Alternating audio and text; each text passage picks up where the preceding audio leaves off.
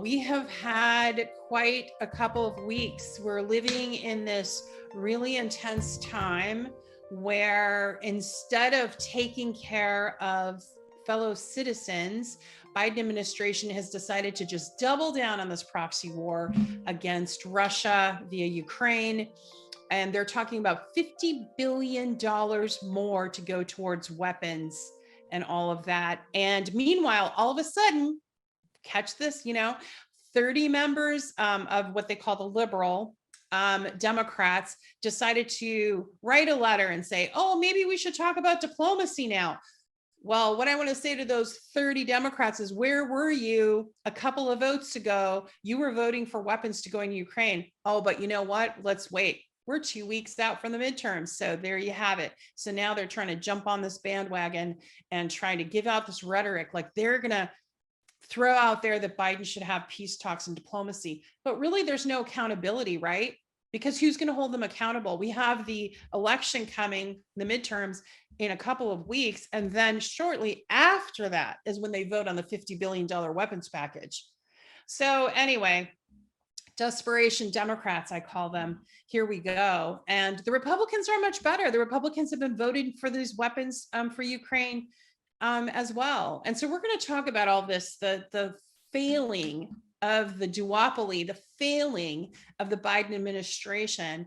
And I have someone really dynamic and wonderful who's trying to do something about it. She is a mother of 3. She's a working mother, works in the healthcare industry, and is running for governor in Texas. And her name is Delilah Barrios. Welcome, Delilah. How are you? Hi, Tara. Thank you for having me. I'm well. How are you doing? I'm good. I'm feeling feisty because I don't want to have a nuclear war. Yeah. And I'm glad you're here. And I'm glad you're running on the Green Party ticket. Is that correct? That's right. All right. Yes. So let's dive right in. What prompted you? Because we weren't this close to nuclear war when you started, I think, entering the race. But what prompted you to run for office and to be, because you have a full-time job and a partner and 3 children and a very full life. And so what led you to where you're at, and tell us a little bit more about your Green Party candidacy and all of that.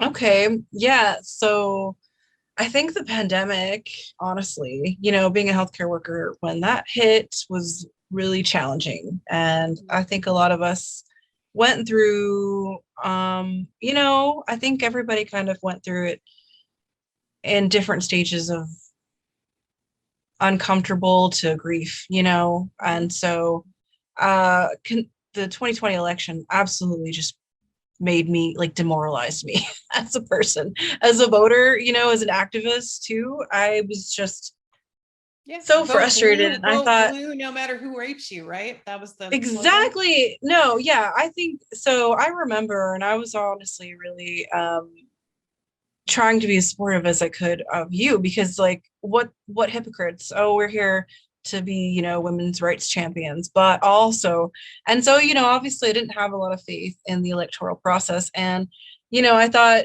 it really takes a lot of strength and integrity to challenge that. And, so I felt inspired to run. And I think Angela Walker was the vice president candidate for 2020 on the Green Party ticket. And I really just loved her. I thought, what a really humble, beautiful, sweet person. And she was very likable, very down to earth. And I thought, this is what we're missing a lot of the time, is we want these prepped and polished people telling you exactly what you want to hear. And there's no, like you were saying, no accountability with that kind of those kind of false promises. So yeah, just struggling through that. And then, with the climate change and with everything going on in the world, I knew that I didn't want to get desensitized. And so that was going to require a bit more ambition for me to do it, Right. Well, I mean, I think it's inspiring that you're running for governor, because it's Texas and it's tough, but you tell us a little bit more about your district and the concerns that the people have in your area of the world and what's going on, and how basically the duopoly is not serving the working people there. because you and I kind of talked a little bit about that in the past, but our audience, I'm sure, would love to hear, what you're offering and what's going on. Well, I mean, obviously, one of the biggest issues is that we don't have reproductive freedom and reproductive rights. And so being a woman in the state is it's very painful, to know that you do not have all and final say over your healthcare. And that's a problem. And we lost our rights under a Democratic president. So it's not like they can say, "Oh, we protect you." Oh, it's something that they wave over people's heads all the time. Oh, so well, reproductive rights is a big issue. What's that?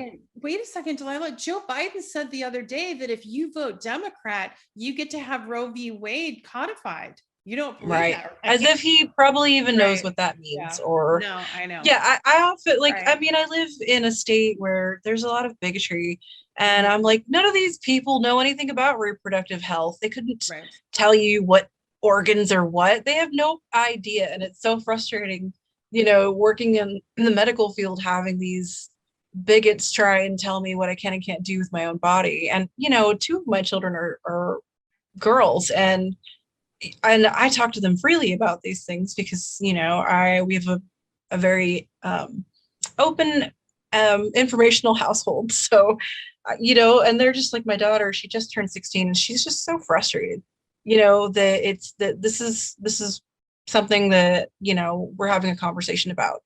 We're just completely lacking morals and ethics in the conversations about elections and people's rights. So that is a top issue. Also, criminal justice reform, we still have people going to prison for simple offenses like non-violent offenses. So the legal recreational cannabis is on our platform too. We have UBI, Medicare for all, statewide single payer, $20 an hour minimum wage. And honestly, I don't even know if that's enough, but that's just what people in the service industry were telling me. They're like, if I made $20 an hour, my life would be easier. I could probably afford, to live somewhere independently. And that's changing so rapidly. So housing is also a fear and concern. It's just, how many unhoused people do you have in your district? I think, today Ron Placone, this comedian, but he makes political statements he was talking about California. Now they have a super majority for Democrats, but they do not have access to affordable healthcare. They do not have an affordable minimum wage. They do not have, in fact, the housing. Right now, 70,000 people are homeless in Los Angeles alone. I don't even know what the San Francisco statistics are, but it's a crisis. So what are you seeing in your district? Are you dealing with houselessness and just, rents are up nationwide 20%? Where are you with the working folks dealing with that? I mean, I gotta tell you, I've worked with general surgeons who were like, it's too expensive to live here. I have to move. Surgeons and I'm just like, money, wow, we are pricing out our, the people that we need. Yes. So they make like $500,000 a year, don't they? I think it's a little bit less in Texas, but it's a lot. I think they make decent wages. But that's kind of where the situation is. I live close to Austin, and so there's a houseless population problem. But ever since I think I moved when I was like 11 to that area, and there's always, from what I remember, been people living on the streets, and it's just like, people kind of explained it to me like, oh, these bigger cities, it's always going to be a problem. And it's like, we just had that winter storm last winter.